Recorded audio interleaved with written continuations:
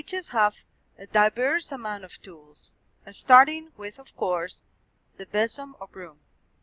Doreen Valiente, in her book An ABC of Witchcraft Past and Present, in 1973, tells us that the traditional besom or broom was made of sacred woods, such as oak, birch, or hazel. All of these have different meanings, of course. Oak means strength, birch means purification, and hazel wisdom. Of course, often the broom plant was also used for the brush part or sprays. Scots use something similar to a fork stick, and they call that boon wand. In the Isle of Man, you can even use a plain staff or a ragwort stalk. I know that you're going to be collecting a lot of different witchy things that you must just want to have around. Some nifty cast iron cauldron with a pentagram on the side, or a picture of an animal spirit that you like, green man mask, or interesting chalices.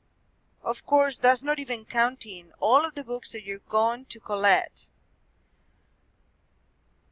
We don't know any witches who are not readers. You might get into color theory and learn about Feng Shui or Chinese art. You might paint goddesses on the wall if you're interested in art. You will also find yourself collecting clothing and jewelry. I love to collect crystals.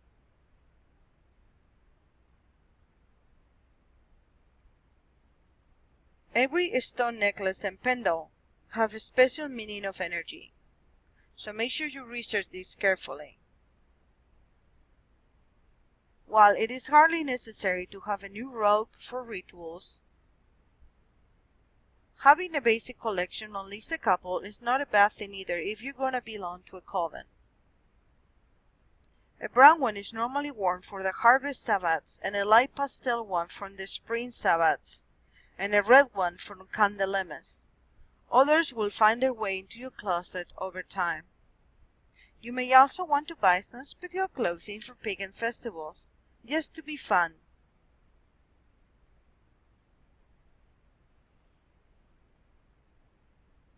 Well, while we like to admit that we all like witchy things, we hope you realize that the trappings don't make the witch. The tools speak to younger self inner child, but it is in the mind, the heart, and the spirit that made the witch. Knowledge, imagination, will, silence, faith, and love together make magic happen. And your quest for this is what will make you a true witch. During rituals, a high priestess may wear a necklace of alternating amber and jet, symbolizing the cycle of rebirth. She might also wear a crescent crown with the waxing full and waning moon on it. A male witch may wear a torque, a necklet formed of twisted strands of metal. There is a break with decorative finials or animal heads at each end. This break signifies the death and rebirth of solar and harvest gods. A high priest may wear an antler crown or a headpiece. In some covens, each member has a silver bracelet or ring, perhaps engraved with the pentagram on the coven sigil. Look and don't touch. Most witches are very careful of the ritual tools, and some have crafted or purchased beautiful and elaborate ones. Other witches prefer a stoneware cup and wind-falling wand from the woods. But all ritual tools have one thing in common. Please listen to this. They must not be touched, but those who do not own them without permission from the owner. We spend a lot of time investing our tools with our personal energy. Handling by another person changes the energy balance and feel of the tool, so it has to be ritually cleansed before it can be used again. So look, admire, and ask if it might be touched. I know that this is especially important when I throw the tarot of the runes or bones.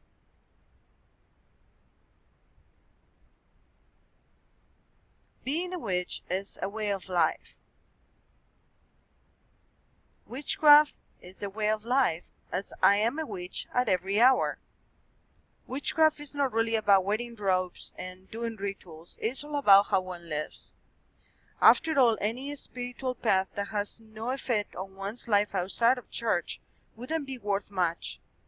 In magic, there is a theme or a saying from the Emerald Tablet of Hermes Trismegistus: as above, so below; as below, so above. This means that everything is connected, and what we do influences everything around us, just as we are influenced by everything around us. This is true in our way of life. How we live influences how we are able to live. If we pollute, then eventually we will not be able to breathe or drink clean water. If we throw bad things to people, what comes around goes around. Since the earth is sacred, witches do our best to treat her well. However, there is no single weekend way of life. Thank the goddess. There's no approved food list, no uniform, and no sign on the dotted line dogma. Witches are individualistic, independent-minded, and often downright contrary. So this chapter and module will be sprinkled with a lot more of Mosleys and Saint Thomases, because witches are worse than cats when it comes to getting sorted, organized, and lined up in neat rows. Remember that witches love being the exception to any rule. Now let's talk about some of the information that are about witches, or the fictional witches. Witches are perennial characters in books, films, and television shows. Nasty witches abound, but we have seen some friendlier ones too. Remember Glinda of Oz in the fluffy pink prom dress? Or Wendy, the good little witch who wore red slippers and hung out with Casper, the friendly ghost? Samantha, the nose wiggler in Bewitched? Sandra Bullock and Nicole Kidman camping out in Practical Magic? Almost all fictional witches have two things in common, though. Their magic is unlikely and miraculous, and they're powerful women. At least we can be thankful for the last part. It is true that most witches are green, not in their skins, but in their lifestyles. Pagans were the original tree huggers and dirt worshippers, going back thousands of years. There is a chant we love that sums it up beautifully. We don't know the origin. May I walk in the beauty way, dance upon the sacred path, always in step with the rhythms of Mother Earth. Witches try to live gently on the sacred earth, but precisely how is, again, up to the individual. Some, like the reclaiming tradition, see environmental activism as a spiritual calling. Others try simply to live as green as they can, doing all the little things that add up, such as recycling, using earth-friendly cleaning and paper products. Some witches cut down or eliminate meat from their diets, drive hybrid cars, and more. Not all witches are perfectly green, but most of us are aware of our impact on the planet and try to reduce as much as we can.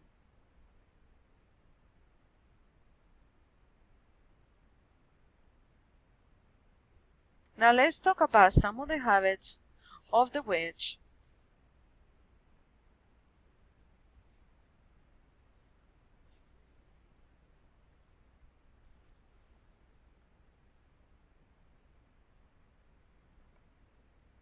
What do witches eat? I think somebody asked me that one time. Well, everything. Well, no plus animals or garden hoses, but most kinds of food. Witches can be fruitarians, vegans, vegetarians, omnivorous, or carnivores. We range from I will eat only what organic berry bushes choose to drop into my lap, all the way to give me the meat to crack raw meat good. Vegans are all over the continuum. Diet and nutrition are personal choices, but witches make these choices consciously and have to find a way to square them with the weak and ready, and ye harm none, do as they will. more and more of the craft are facing up to agriculture and food issues that affect the planet. Some witches have always favored a diet that's healthy, organic, sustainable, and local. It is not always, obviously, to have the perfect diet, but it is always possible to improve it. For example, some choices that you can make are: buy free-range chickens and eggs, grass-fed beef or bison instead of corn-fed, less red meat and more fish and poultry, fewer processed foods and carbohydrates, less salt, sugar, and high fructose corn syrup, more food grown or raised locally, plants without dangerous pesticides and fertilizers, and animals without artificial growth hormones.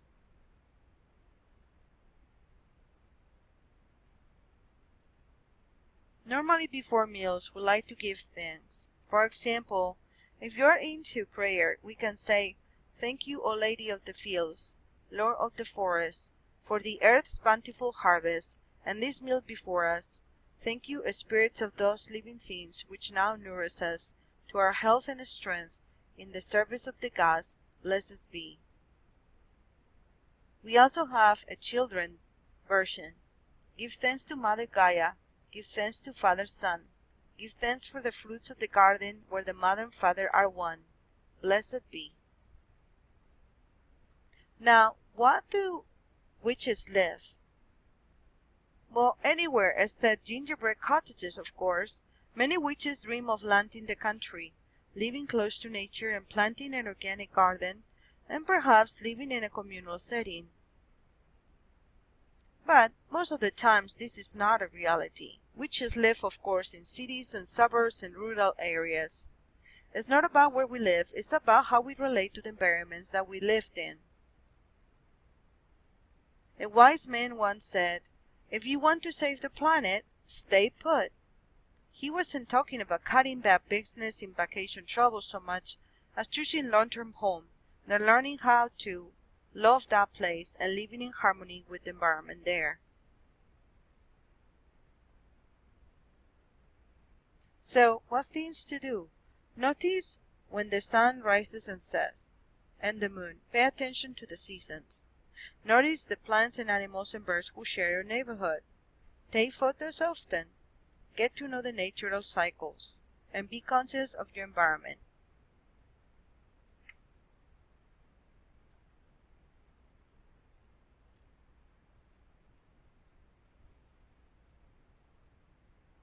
Every home needs ritual cleansing and blessings, especially if you're a healing witch. You can clear out and bless a house, put up words or protective amulets. Cleaning energy is simple if it's done before you moved in. Don't bring your stuff in until the space has been cleansed or blessed. If you already moved in, do a house cleaning first, then work around your furniture. To cleanse the house of unwanted energies, bless it and put up words which will need the following. You can use a feather, an incense stick or incense holder, a medium-sized bowl filled with pure water, and 3 pinches of salt, and pieces of rose quartz to allow only loved in, or hematite to keep negativity out. On both or 2 per outside door. These are the words. Go through your home, opening every door, closet, and cupboard. Starting at the front door, pick up the bowl of water and walk clockwise through the house, keeping the wall close to your left side, in and out of every room. Sprinkle salt water every 2 feet or so, and into the closets and cupboards and on the windows and doors, saying, "With earth and water I cleanse this home, so that I may become a place of comfort and love." Say it over and over as you go through the house. When you return to the front door, end it with, "So mote it be." Next, light the incense and pick up the feather in your left hand and the incense in your right, and follow the same path throughout your house. This time, touch a feather to the wall by the front door at about shoulder level and keep it touching the wall all the way through the home. and say, "With earth and fire, I cleanse this space so that I may become a home of happy thoughts and vitality. When you return to the front door, end it with, so mote it be." Finally, dunk the rose quartz and hematite in the salt water, and pass them through the incense smoke, saying, "I charge thee to guard and protect this home from this day forward, so mote it be." Then go to each exterior door in turn, ending with the front door, and place the stones on the floor on either side of the door. Say, "May only good things, thoughts, and people pass through this threshold, so mote it be." I know that I have done this to my cubicle at work. You can do this with the stones, and have your children help you decorate and paint the stones, either with a pentagram or pentacle.